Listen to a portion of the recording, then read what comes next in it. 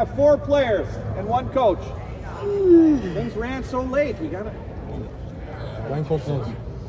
How does it feel being home? It feels amazing. I've never loved football so much until right now. I think that was the biggest thing coming back, just trying to find the love for it and keep my confidence, really at a high level. And I think I've done that, putting in as many reps as I've had. So I feel great. How hard is that to keep your confidence up? It's definitely like a mental struggle I'm going through every day. It's just like teaching my mind to not let the little parts of the game or something that, held me back before keep holding me back in the future. So it's just it's like reteaching every day, relearning, how to instill that confidence in me. One thing to kind of lose one season. I think my support system's been great. My family and my teammates, they've all reached out and given me like the resources I need to stay mentally enthused and just motivated because I understand my ability and what I can do on the field. So just understanding keeping that belief in myself has really been the biggest thing going forward. So. Exactly. 2 ACLs. I feel like I've said that a lot.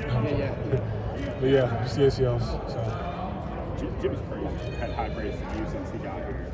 Just now that you're healthy, kind of getting into a full fall camp, what's it been like and kind of what do you see kind of your role underneath it? Just adding another element in the pass rush. We have a lot of great DNs in that room, and we think a lot of us can play a lot of great time for us in the fall. So I think just finding that repetition in every practice, instilling that confidence in each rep that I take is the biggest thing going forward. No. That's fine. I got you. That's my bad. I'm sorry. No, you're good. Thank you. Yeah. You guys last year finished middle of the pack nationally.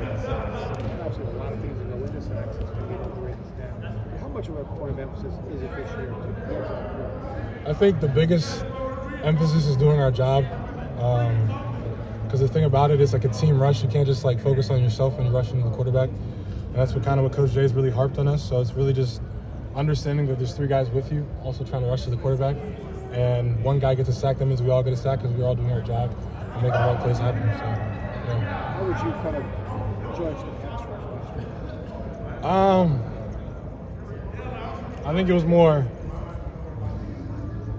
schematical, I think, if anything. But I think, we had our moments where we kind of got selfish, if anything, about, wanting to make a play that we kind of got out of our, defensive line mentality and the rushing mentality, which was, rushing 4 guys, kind of cage the pocket and keep that quarterback in that little shell.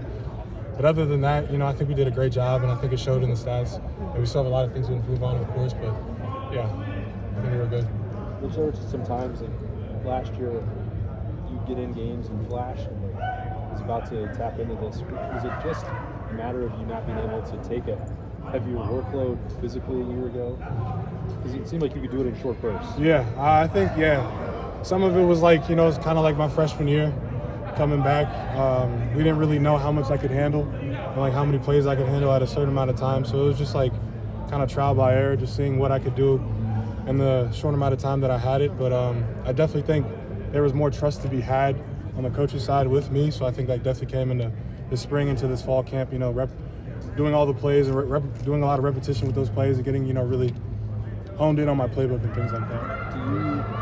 You talked about feeling healthy now, and maybe you don't have to have any of those conversations. Like, is that still ongoing? That the training staff is nearby, monitoring you? I'm in the training room as much as I can. I've been in there. I leave the facility with like 5 different body parts iced up. But I think the biggest thing is just staying consistent. That's probably my biggest challenge going into this fall camp. Was I'd have moments like that where you said I'm flashing, but it's like where staying consistent in every single play and doing my job every single play is probably the biggest thing I'm trying to continue to work on.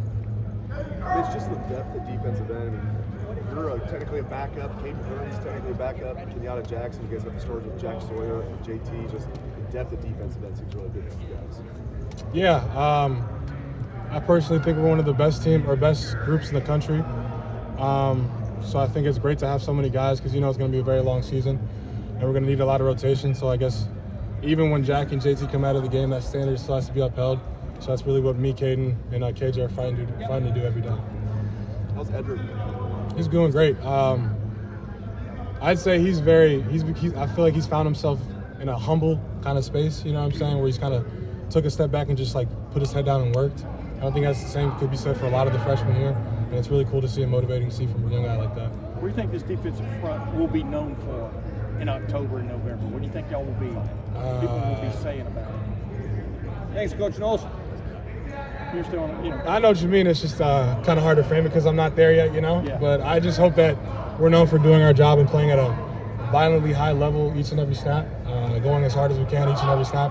And if that's what we are, then I think we can hang our hat on that for sure. How much more do you take everything just day by day?